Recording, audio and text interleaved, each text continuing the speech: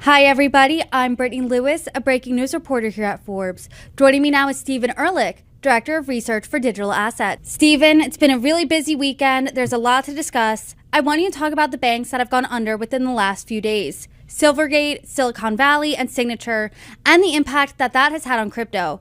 But first, can you walk us through how exactly these banks collapsed? So the banks collapsed each because of a concentrated level of exposure to a particular industry or a niche in this economy, either specifically crypto or really kind of like tech in general. Silvergate really kind of started all of this when back in November it was revealed to be a debtor to FTX for I think a little over $1 billion, about 10% of its total deposit base, and a lot of questions around that time were swirling, if you remember, from senators and people in Capitol Hill to just customers wondering if Silvergate helped perpetuate any of the alleged crimes at FTX by sending customer dollars that should have gone to the exchange to Alameda Research, its sister hedge fund, and kind of like what it knew and when. That led to a massive run on the bank's deposit base, I believe, to almost $8 billion. The bank did not have enough cash on hand, so they were forced to, one, take out about a $4 billion loan from the Federal Home Loan Service Bank. Remember, about 40 years ago, it started out as kind of a sleepy little regional bank focused on mortgages with an AUM of about, I think, $40 to $50 million. And then they also had to liquidate a portion of their bond portfolio at a loss. And kind of all of those things together were problematic. However, they did meet all those withdrawals, and I think that there was some hope that the bank would be able to rebound as the market recovered and kind of ride the wave back up. I know in particular some hedge funds and kind of professional money saw Silvergate as a very cheap option to bet on a market recovery. Unfortunately, that kind of came to a head about a week ago when the bank announced that it was going to have to delay filing its annual report for 2022. Turns out that it had to liquidate even more securities than were initially reported, and that they had to redo some of the accounting work that they had done in the past year. And basically, when that happened, everything sort of came apart. There were more runs, and the bank eventually started working with the FDIC, started looking for a buyer, and then decided to liquidate. One thing worth keeping in mind is that while Silicon Valley Bank and Signature Bank failed, Silvergate did not, but that doesn't mean that it was not going to at some point in the future. Steven, obviously, within the first few sentences of your explanation there, FTX came up. Obviously, my ears perked up. FTX was, dare I say, a black eye in the crypto industry at the end of 2022. So is it fair to say that the crypto industry is still feeling the ripple effects from the fallout of FTX? I do think it's fair to say that. I mean, not in the direct way that I think many people would kind of anticipate. For instance, I mean, FTX did not have much bleed over into the traditional financial markets, and although according to some of the more recent statements from John Ray, the current FTX CEO, there's still almost a $9 billion balance sheet hole in the company, which affects U.S. customers and customers around the world.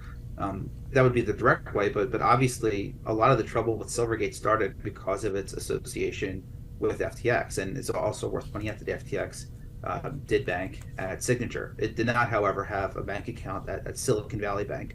That one thing actually worth noting is that Silicon Valley Bank, it was focused more on tech in general, and it was actually I actually spoke to an employee at the bank on Friday before it collapsed on background, and was told that less than 10% of its customer base was crypto clients. So Silicon Valley Bank probably should not be considered a crypto bank, but yes, it's true. FTX sort of I think precipitated all of this, at least in an indirect way, because of rumors and fear and uncertainty about the nature of its relationship with Silvergate. Steven, it sounds like it's not a good time to be a three-letter abbreviation: FTX, SBF, SVP, Silicon Valley Bank. Was Silicon Valley Bank the worst of the three collapses? Because that's the one that's been in the headlines the most. It's I guess it would be the worst in the sense that it was the biggest. It is the second biggest collapse in U.S. banking history behind Washington Mutual back in 2008. I mean, Silicon Valley, though, it's a very unique case because it ballooned into, it rode the wave of all this cheap COVID driven largesse, where, I mean, every other day we were reporting about a venture fund raising a multi-million dollar fund to invest in startups. And I mean, frankly, on the Forbes crypto beat, we almost got to the point where if a startup was not raising a 9-figure amount, it almost wasn't big enough to even fall on our radar for coverage unless there was something very special and unique. And Silicon Valley Bank wrote all this to about $200 billion in deposits, and they had all this money, and it kind of left the bank with some interesting choices to make. I mean, for instance, this was still a period of ultra low interest rates, so investment opportunities were relatively small, and the people at Silicon Valley Bank, although management clearly has some things to answer for, are smart people. So they tried to be safe. They invested in treasuries and long-dated mortgage bonds and et cetera, and earned like measly types of yields, or were going to. And they just kind of made a bet that there was never going to be such a big rush of funds or withdrawal requests that they would be forced to liquidate at losses and sort of scare their customers. And to be perfectly frank, they read the market wrong. I mean, 2022, interest rates started rising. All these fixed rate bonds that they purchased, soon the value of them fell, so they were underwater. Silicon Valley Bank was forced to liquidate, I think, about $21 billion of its portfolio at a $1.8 billion loss to help process withdrawals, and that led to even more investor fears. $42 billion left the bank in one day at the end of last year, and it really is kind of in some ways it seems like a very obvious problem to present a bank that got all this money that basically was just given out for free to try to stimulate the economy. Everybody knew that interest rates were going to rise, but at the same time, you didn't know when or by how much, or it's hard to judge people and kind of what clients would do, especially if they were concerned about the safety of their deposits. I actually did speak with a senior examiner at the FDIC over the weekend, and he even told me that while Silvergate management clearly misread some things and that there were problems at the bank. In fact, it was kind of intimated to me that the FDIC sort of forced Silvergate to produce what's considered to be like a living will document in December to help process an orderly wind down of the bank should something happen.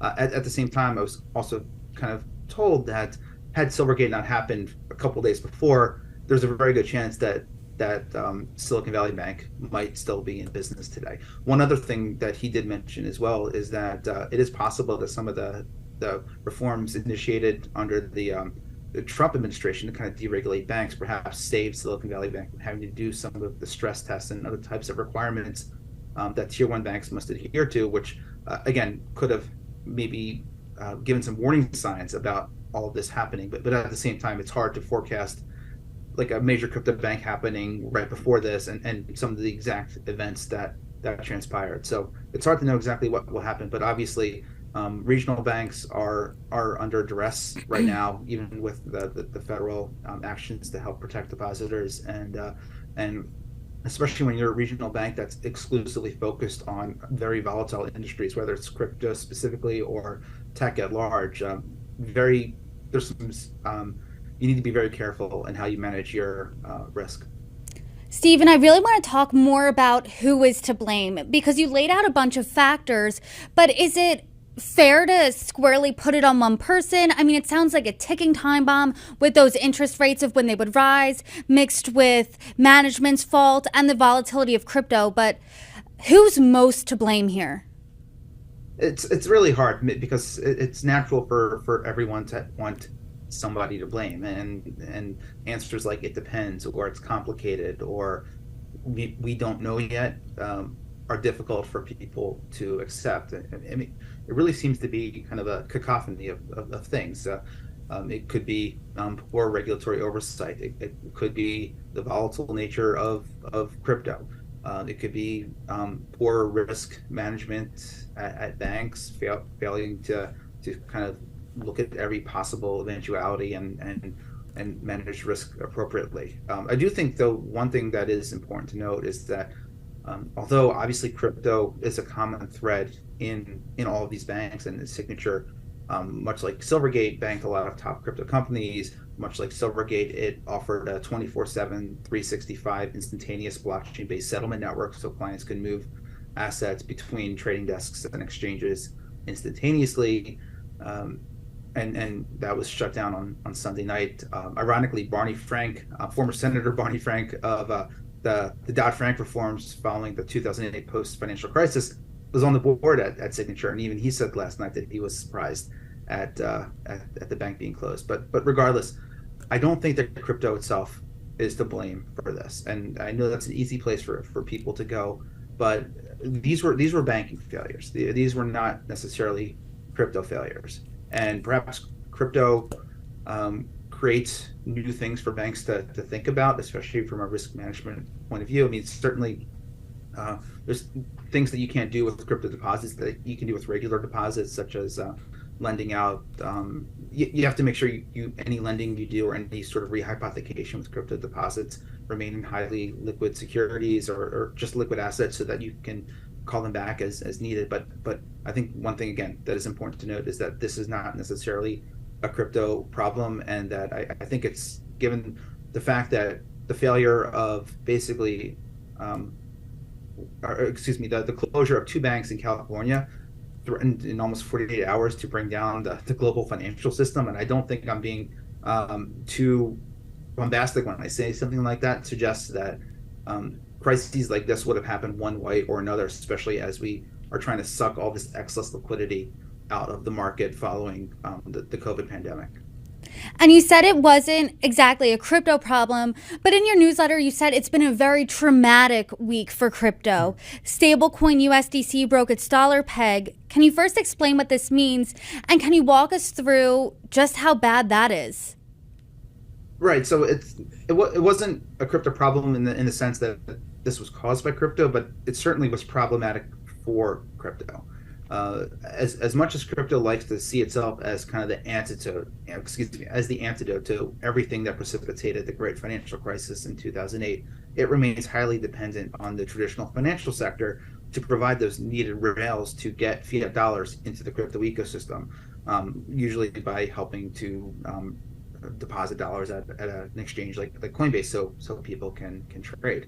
Another way that it's that the ecosystem is dependent on the traditional financial infrastructure is through the creation of stablecoins, fiat-backed regulated stablecoins, which are blockchain-based tokens intended to mimic the price action of a given asset, most often the dollar.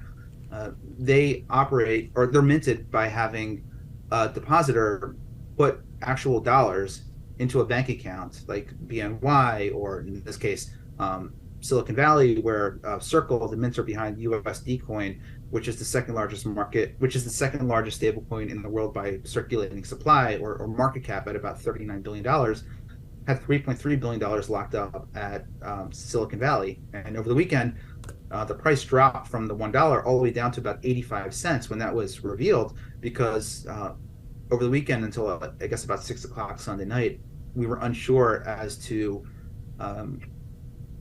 whether or not Circle or any of the other depositors above the $250,000 FDIC threshold would get their money back, when or just how much. And so it depegged, it came back, and other stable coins also struggled as well. And these stable coins are critical sources of liquidity in the crypto ecosystem, because it's easy to price Bitcoin against a dollar token as opposed to Bitcoin against Ethereum, against some other token, where it's very hard, especially for casual investors, to kind of understand price ratios, whereas basing something or pricing something in a dollar is easy for everybody to understand.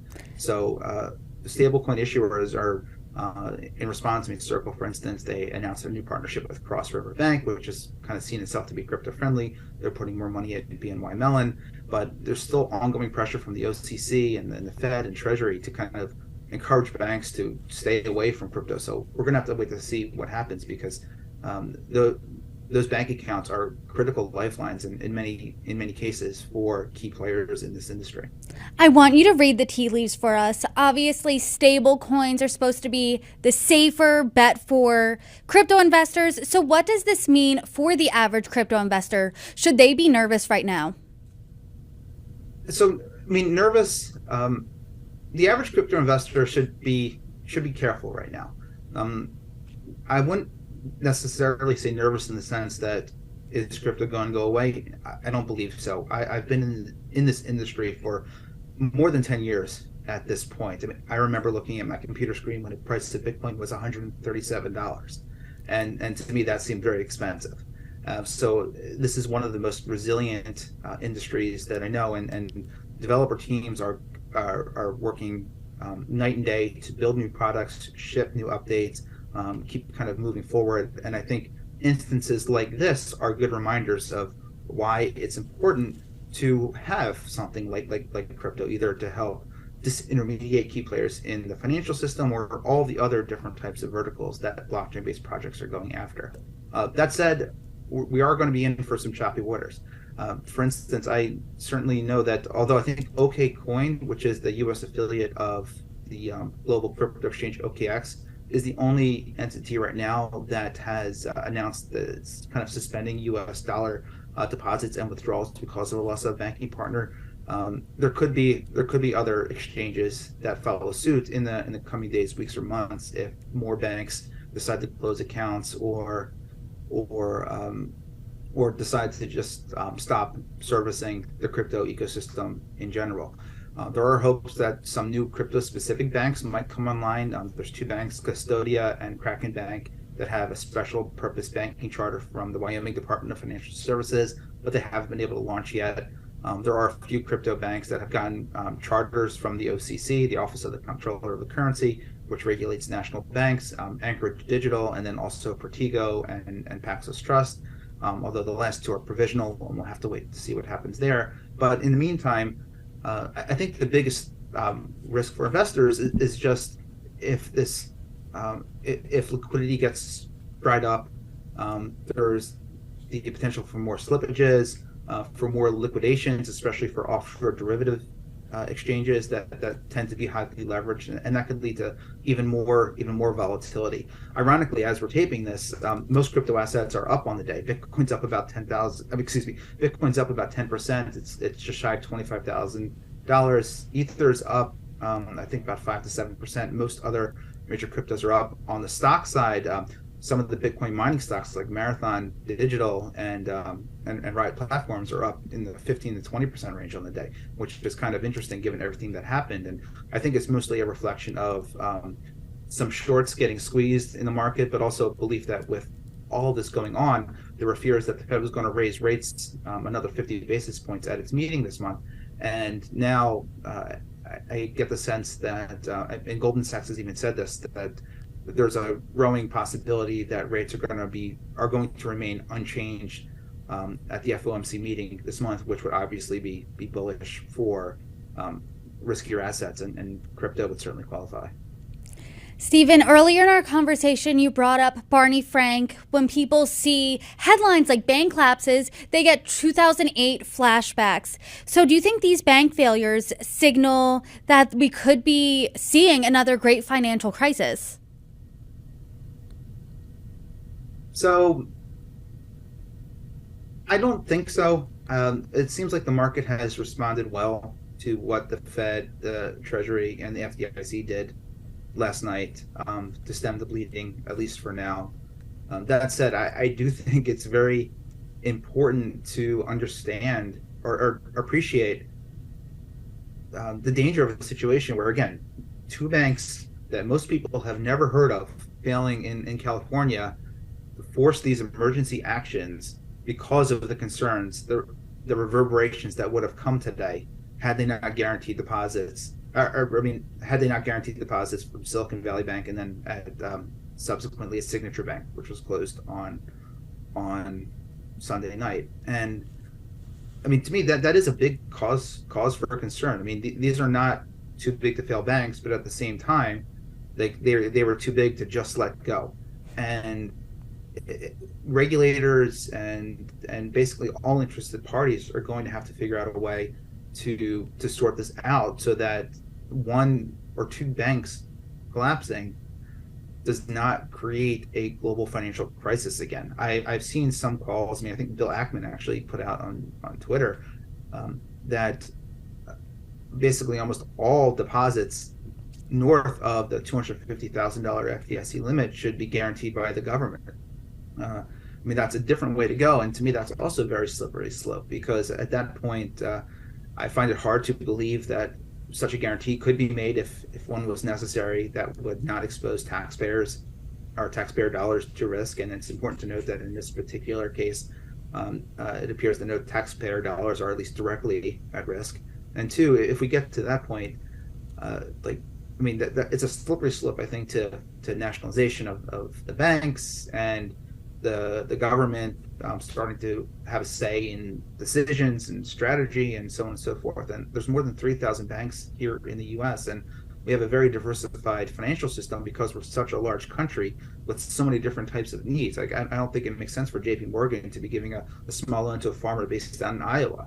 And what we don't want to see happen either is for basically all money to just flow up to these tier one banks, or at some point, especially if we start launching a digital dollar or something like that, folks ultimately opening up accounts or retail accounts at the Fed, which is something only commercial banks can do. So there's a few different ways that this could go. I don't think I'm not so worried about a major crisis right now, although we're gonna have to wait and see what happens in the next couple of days.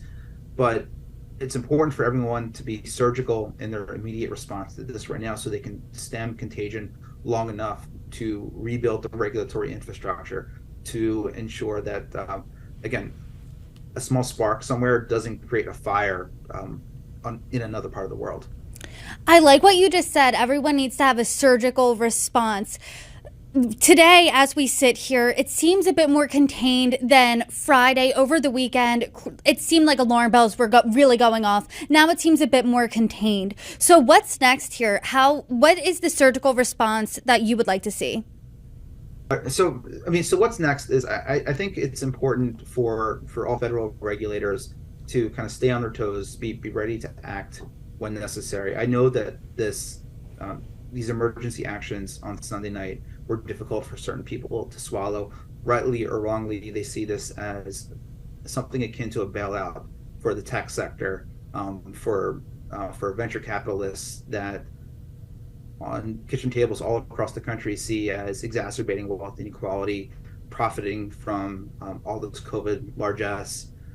They don't always necessarily see that other victims would be the employees of these startups that were not necessarily or may not have been able to make payroll. But regardless, it's important to stem any contagion for right now. And then it's gonna, and I think President Biden even said it in some of his comments this morning, we're gonna have to rethink how our financial system is regulated, because there's no bank that there really should be no bank that is too big to fail, and there should be an easy, simple way to orderly wind down a bank that is financial trouble, while not letting those problems metastasize to other parts of the country.